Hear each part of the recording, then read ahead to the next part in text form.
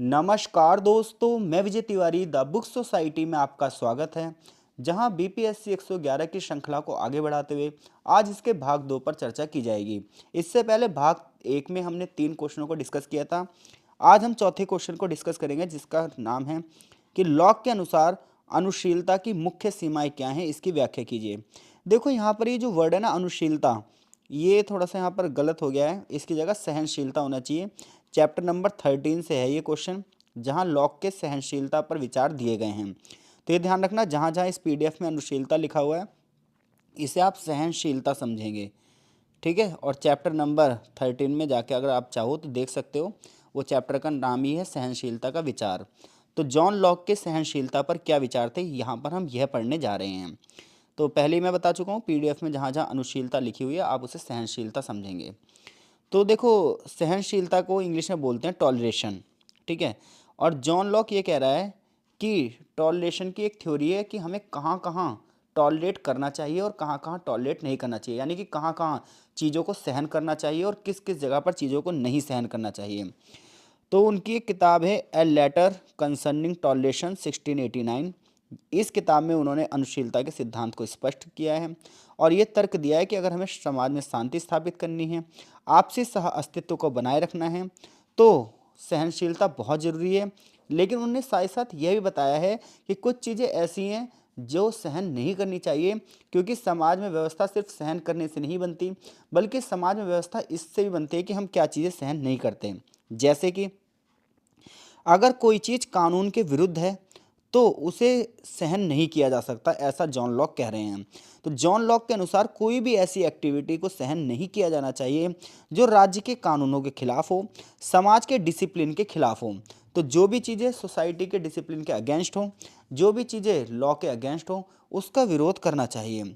For example, कोई भी धर्म या कोई भी ग्रुप हिंसा का अगर प्रचार करता है, समाज की जो व्यवस्था है उसे तोड़ने का प्रयास करता है, तो इसे सहन नहीं किया जाना चाहिए, इसके खिलाफ उचित कार्यवाही की जानी चाहिए। दूसरी बात, जॉन लॉक ये कहते हैं कि दूसरों के अधिकारों पर अगर खतरा होगा तो वो जो खतरा कर रहा होगा उस पर प्रतिबंध लगना चाहिए। तो वो कह रहे हैं कि सहनशीलता का मतलब ये नहीं है कि किसी व्यक्ति को अपने अधिकारों या स्वतंत्रता का उपयोग करने दिया जाए। आप अपनी स्वतंत्रता का प्रयोग एक मर्यादा में रहकर करिए। आप अपनी स्वतंत्रता का प्रयोग दूसरे की स्वतंत्रता को छीनकर नहीं कर सकते, अन्य व्यक्तियों का अधिकारों का नहीं छीन सकते। अगर कोई व्यक्ति अपनी धार्मिक स्वतंत्रता के नाम पर दूसरे धर्म के अनुयायियों को प्रताड़ित करता है तो ये गलत है, ऐसा नहीं होना चाहिए। तीसरी बात, जॉन लॉक ये कह रहे हैं कि अगर अधिनायकवादी विचारधारा है तो वो बेकार है, उसे सहन नहीं किया जाना चाहिए। यानी कि कोई भी सरकार अगर तानाशाह प्रकृति की होती है, वो जनता के खिलाफ जाती है, तो जनता को भी उसके खिलाफ जाना चाहिए। जॉन लॉक कह रहे हैं कि कोई भी ऐसा समूह, कोई भी ऐसी ऑर्गेनाइजेशन को हम सहन नहीं करेंगे, हम टॉलरेट नहीं करेंगे जो देश की सॉवरेंटी को प्रभावित करती हो, देश के पॉलिटिकल सिस्टम को ख़त्म करने की बात करती हो। जैसे जो हिंसक लोग हैं, कट्टरपंथी संगठन है, इन्हें विस्तारित नहीं किया जाना चाहिए, क्योंकि ये डेमोक्रेसी के भी अगेंस्ट है, शांति के भी अगेंस्ट है, ये सामाजिक व्यवस्था के भी खिलाफ है। इसके अलावा जॉन लॉक ने जो सबसे खास बात की है वो ये कही है कि धर्म और राजनीति का क्षेत्र अलग है, धर्म और राजनीति का एक क्षेत्र नहीं होना चाहिए। तो जॉन लॉक ने साफ साफ कह दिया कि राज्य और चर्च को अलग अलग रहना चाहिए, क्योंकि वहाँ पर ईसाई धर्म का बोलबाला था और वहाँ पर ईसाई धर्म को लेकर राजनीति भी होती थी। तो उन्होंने कहा देखो, राज्य का क्षेत्र अलग है और धर्म का क्षेत्र अलग है। तो उन्होंने कहा धार्मिक जो संस्थान हैं, जो चर्च हैं, उन्हें राजनीति और सरकार से दूर रहने पर जोर दिया, क्योंकि अगर कोई धर्म राजनीतिक शक्ति को हथियाएगा तो इसे सहन करना उचित है, क्योंकि वो जनता को दिक्कत करेगा ही करेगा। दूसरी बात ये, वो कह रहे हैं कि नास्तिकता के प्रति सहन नहीं होना चाहिए। जॉन लोग कह रहे हैं कि जो व्यक्ति नास्तिक है वो सहनशीलता का अधिकार नहीं दिया जाना चाहिए उसे। क्यों? क्योंकि नास्तिक के पास ईश्वर की कोई धारणा नहीं है, और जिसके पास ईश्वर की कोई धारणा नहीं है उसके पास एथिक्स नहीं होगी, सोशल कॉन्ट्रैक्ट के बारे में उसे कुछ नहीं पता होगा, और वो सामाजिक व्यवस्था के लिए व्यक्ति खतरनाक हो सकता है, ऐसा जॉन लॉक कह रहे हैं। अगली बात वो कह रहे हैं कि जो भी चीज़ नैतिकता के खिलाफ होगी, सामाजिक शांति के खिलाफ होगी, उसको सहन नहीं किया जाना चाहिए, क्योंकि वो समाज में क्या करता है, हिंसा का काम करता है, समाज की जो व्यवस्था है उसे भंग करता है।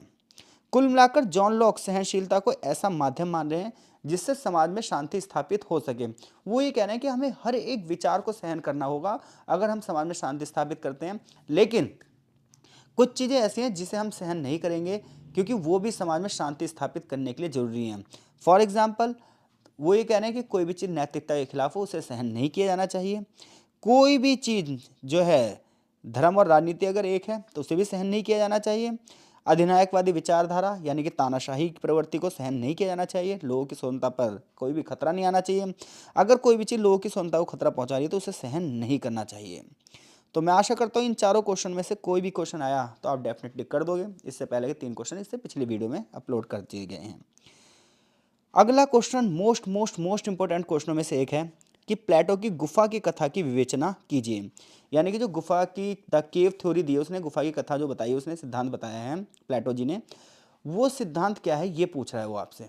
ठीक है, तो जब हम प्लेटो की बात करेंगे तो महान फिलोसफर, महान दार्शनिक अगर मैं बात करूं प्लेटो, इन्होंने दी है एक थ्योरी गुफा की कथा, और ये उनकी किताब द रिपब्लिक में लिखी है, पुस्तक नंबर 7 में। ये बहुत ही फिलोसफिकल स्टोरी है। ये कथा ज्ञान के ऊपर, रियलिटी के ऊपर और मनुष्य के दिमाग की क्षमताओं को समझने का एक माध्यम है। बहुत ज़बरदस्त कहानी है। सबसे पहले इस कहानी को हम समझते हैं। तो प्लेटो की गुफा की कथा में कुछ घटनाएं हैं और कुछ प्रतीक हैं जो हमें ये बता रहे हैं कि कुछ व्यक्ति किस प्रकार से अज्ञानता की सीमाओं को तोड़कर ज्ञान की ओर चले जाते हैं, जबकि जो अज्ञानी हैं उन्हें अज्ञान ही ज्ञान लगता है। वो इस थ्योरी से यह बताना चाहते हैं। बहुत ज़बरदस्त थ्योरी लगती है मुझे तो ये भाई। तो देखो सीन ये है कि एक गुफा का सीन है और उसमें बहुत सारे बंधक हैं यानी कि कैदियों को रखा गया है। गुफा के भीतर कुछ लोगों को बचपन से ही कैद करके रखा गया है और उनकी पीठ गुफा के मुंह की ओर है, यानी कि उन्हें गुफा का सिरा किस तरफ है यह भी नहीं पता, उनका मुंह दीवार की तरफ है और वो केवल गुफा की दीवार ही देख सकते हैं। ये सारे के सारे कैदी अपनी जगह पर बंधे हुए हैं और ये लोग बाहर की दुनिया को देख ही नहीं सकते।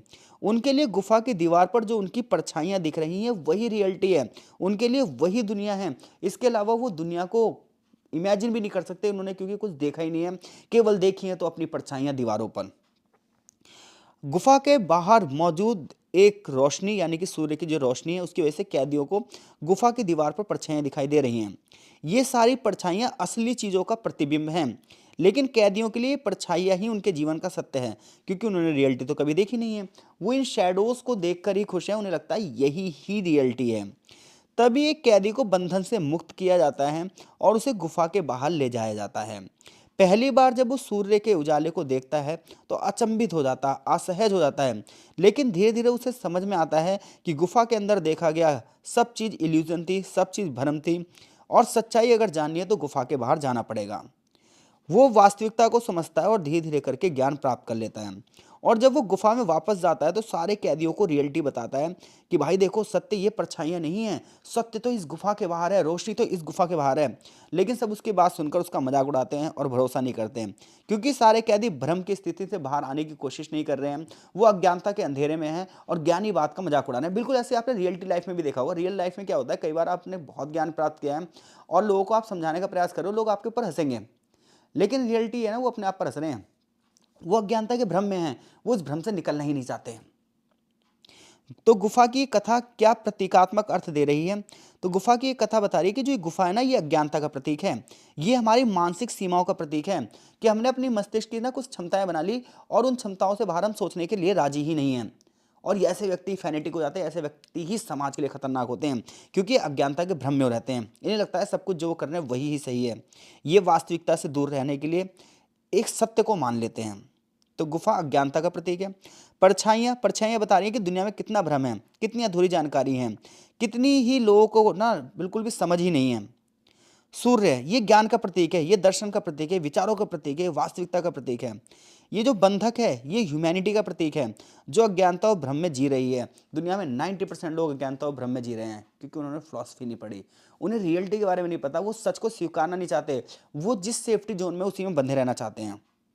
लेकिन जो व्यक्ति मुक्त है वो फिलोसफर है, वो दार्शनिकता का प्रतीक है, वो सत्य की तलाश में लगा हुआ है, ज्ञान की तलाश में लगा हुआ है और उसे प्राप्त कर रहा है और समाज को शिक्षित करना चाहता है। और वही व्यक्ति समाज में दिए का समान है जो पूरे समाज को रोशनी दिखा रहा है। गुफा की ये कथा बताती है कि शिक्षा और दर्शन का कार्य व्यक्ति को अज्ञानता से ज्ञान की ओर ले जाता है।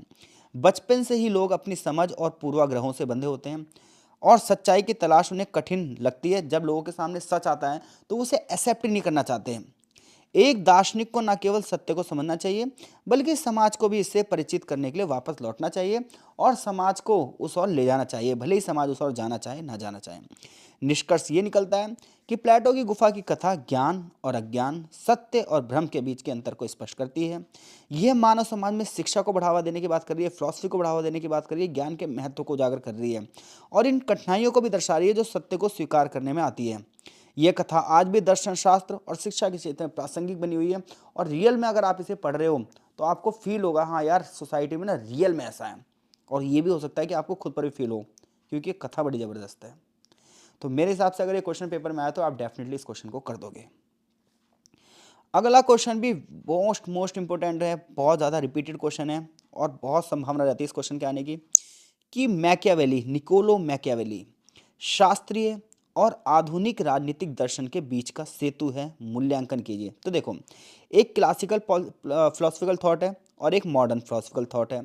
इन दोनों के बीच में एक ऐसा व्यक्ति है जो दोनों चीज़ों को एक साथ लेकर चल रहा है। वो व्यक्ति कौन है? मैकियावेली। क्वेश्चन आपसे यही पूछ रहा है और कह रहा है इस स्टेटमेंट को क्या करो, वेरीफाई करो, पुष्टि करो। तो देखो, निकोलो मैकियावेली, जिन्हें राजनीतिक यथार्थवाद का पिता कहा जाता है, उनकी किताब है एक द प्रिंस, जिसमें उन्होंने राजा के कर्तव्यों को किस किस सिचुएशन में किस तरीके से करना चाहिए बताया है। इनकी जो किताब द प्रिंस है, ये शास्त्रीय यानी कि जो क्लासिकल थॉट है और जो मॉडर्न थॉट है, इन दोनों के बीच के एक पुल की बात करती है। ये राजनीति को धर्म से अलग करने की बात करती है और क्या क्या कहा गया है इसमें ये बताया जा रहा है। तो सबसे पहले हम शास्त्रीय दृष्टिकोण को समझ लेते हैं। तो जब आप प्लेटो के दृष्टिकोण को समझना चाहते हो, अरस्तु के दृष्टिकोण को समझना चाहते हो, तो आप एक क्लासिकल थॉट समझना चाहते हो, आप एक शास्त्रीय थॉट समझना चाहते हो जो पहले के ज़माने में चलती थी। और वो थॉट ये थी कि अगर हर एक इंसान अच्छा हो जाए, नैतिक रूप से हो जाए, सत्य का सामना करे, सत्य की राह पर चले, अहिंसा की राह पर चले, तो समाज अच्छा हो जाएगा, लोगों के अंदर सद्गुण हो जाएंगे। तो जो शास्त्रीय दृष्टिकोण है वो ये कह रहा है कि प्रत्येक व्यक्ति अगर नैतिकता और सद्गुण की राह पर चला जाएगा तो समाज अच्छा हो जाएगा। एक अच्छा राज्य वही होगा जिसमें हर एक व्यक्ति अपने अपने कर्तव्यों को पूरा करेगा और समाज कल्याण को सुनिश्चित करेगा। प्लेटो भी एक ऐसा ही आइडियल स्टेट ढूंढ रहा है, एक फिलोसफर किंग ढूंढ रहा है। अरस्तु भी शासन की नैतिकता और न्याय का समर्थन कर रहा है कि एक अच्छा शासन कैसा हो, इसके लिए राजा के अंदर क्या गुण होने चाहिए। और प्लेटो और अरस्तु दोनों ही कह रहे हैं कि एक अच्छा राजा सद्गुणी होना चाहिए, हर एक ऐसा राजा अपने ऊपर संयम रखेगा, प्रजा भी अपने अपने कर्तव्य को निभाएगी, तभी एक आइडियल स्टेट बन सकता है। लेकिन ये सब यूटोपिया है, ये सब सोचने में अच्छा है, कल्पना लोक में है, रियलिटी से इसका कोई लेना देना है नहीं। तो शास्त्रीय दृष्टिकोण सोचने में तो बहुत अच्छा लगता है, बट रियलिटी से कोसों दूर है, क्योंकि मनुष्य स्वार्थी है, लालची है, ऐसा मैकियावेली कह रहा है। मैकियावेली क्या कह रहे हैं? तो मैकियावेली ने शास्त्रीय दृष्टिकोण से अलग होकर यथार्थवाद यानी कि रियलिज्म को फॉलो किया है। उन्होंने कहा राजनीति ना आदर्शों नहीं चलती, राजनीति आइडियलिस्टिक थॉट से नहीं चलती, राजनीति सोचने से नहीं चलती, राजनीति तो व्यवहारिकता का खेल है। रियल में जो हो रहा है उसे एक्सेप्ट करना ही होगा आपको। और रियलिटी यही है कि मनुष्य नैतिक नहीं है, मनुष्य है अनैतिक, मनुष्य है स्वार्थी। तो राजनीति का आधुनिक दृष्टिकोण जो मैकियावेली दे रहा है, उनके आधुनिक दृष्टिकोण को Thomas Hobbes, John Locke, Rousseau जैसे जो विचारक हैं वो फॉलो कर भी रहे हैं या फिर वो उनसे प्रेरित भी हैं। ठीक है, मैकियावेली क्या कह रहे हैं? मैकियावेली कह रहे हैं कि एक होता है माध्यम और एक होता है साध्य। जो हम चाहते हैं वो है हमारा साध्य, जिसके माध्यम से प्राप्त करना चाहते हैं वो है माध्यम। उन्होंने कहा राजा को अगर सत्ता बनाए रखना है तो उसे अच्छे और बुरे दोनों ही साधनों का प्रयोग करना चाहिए। अच्छे लोगों से निपटने के लिए अच्छे साधन और बुरे लोगों से निपटने के लिए बुरे साधन। ऐसा कौन कह रहे हैं? मैकियावेली कह रहे हैं। क्यों माना जाता है मैकियावेली को सेतु? तो उसका रीज़न है वो ना नैतिकता और रियलिटी को एक साथ देखते हैं।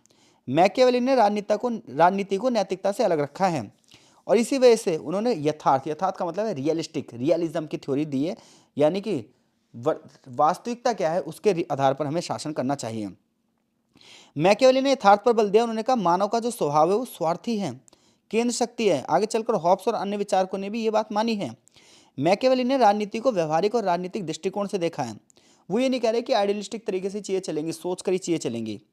मैकियावेली ने शासक की शक्ति और केंद्रीकरण को प्राथमिकता दी है। वो ये कह रहे हैं यही चीज़ आज राष्ट्र राज्यों में सबसे महत्वपूर्ण भूमिका निभाता है। कुल मिलाकर अगर मूल्यांकन किया जाए तो मैकियावेली राजनीति को नैतिकता और सिद्धांतों से अलग करते हैं और वो ये कहते हैं यार शास्त्रीय आदर्शवाद से दूर रहो और रियलिटी को एक्सेप्ट करो। निष्कर्ष ये निकलता है कि अगर समाज में शांति स्थापित करनी है तो एक राजा के अंदर छल कपट और हिंसा जैसे भी चीज़ें होनी चाहिए और हर परिस्थिति से निपटने के लिए उसको चीज़ें प्राप्त होनी चाहिए। तो ये निष्कर्ष निकलता है यहाँ पर। मैं आशा करता हूँ इनमें से कोई भी क्वेश्चन आएगा तो आप इन सभी क्वेश्चनों को करने में सक्षम होंगे। अगर आप ये पीडीएफ परचेस करना चाहते हैं तो आप हमें व्हाट्सएप भी कर सकते हैं और टेलीग्राम पे भी जुड़ सकते हैं। टोटल 6 क्वेश्चन अब तक हम डिस्कस कर चुके हैं।